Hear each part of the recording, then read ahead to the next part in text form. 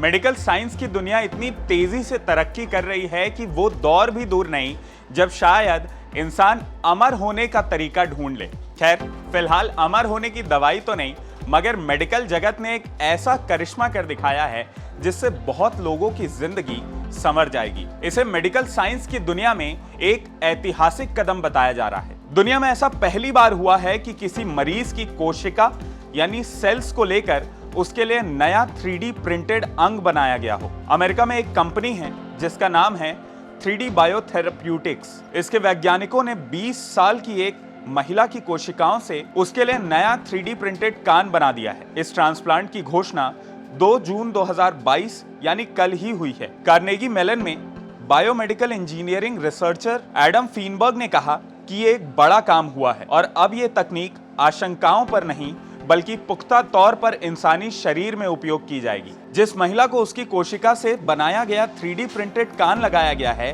उसका दाहिना कान पैदा होते समय ही छोटा और निष्क्रिय था। ऐसा एक खास तरह की दुर्लभ कोजेनिटल बीमारी माइक्रोशिया की वजह से हुआ था। ये क्लिनिकल ट्रायल इस साल के शुरुआत में शुरू किया गया था। इसके बाद उस महिला को कान लगाया गया। अब ये कान लगातार विकास कर रहा है।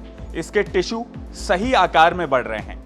एडम का कहना है कि यह घटना सच में पहली बार हुई है कि जीवित कोशिकाओं और टिश्यूज से बनाया गया 3D प्रिंटेड इम्प्लांट किसी इंसान के जीवित शरीर में लगाया गया है, वो भी इतनी सफलता के साथ। इस कान को बनाने वाली कंपनी ने कहा कि उन्होंने महिला के शरीर से आधा ग्राम कोशिकाएं ली थी। उसके बाद उन्हें लैब में विकसित किया गया।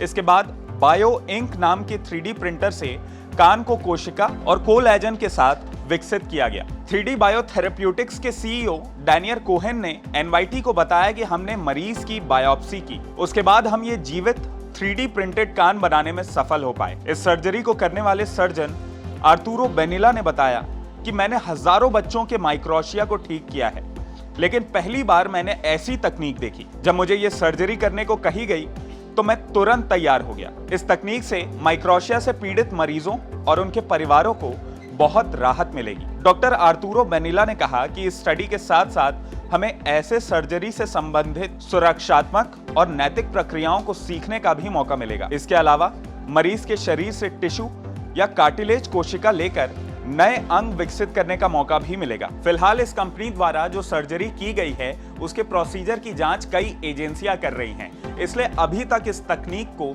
सार्वजनिक नहीं किया गया है। 3D बायोथेरेप्यूटिक्स भविष्य में इसी टेक्नोलॉजी का इस्तेमाल करके शरीर के दूसरे ऑर्गन्स को भी डेवलप करेगी, जैसे स्पाइनल डिस्क, नाक और रोटेटर कफ्स आदि। शरीर के दूसरे जटिल अंगों का 3D प्रिंट निकालना तो फिलहाल मुश्किल है, लेकिन कॉस्मेटिक सर्जरी में ये काम किया जा सकता है। तो मेडिकल जगत के इस मार्वल पर आपकी क्या राय है, आप हमें कमेंट करके जरूर बताएं।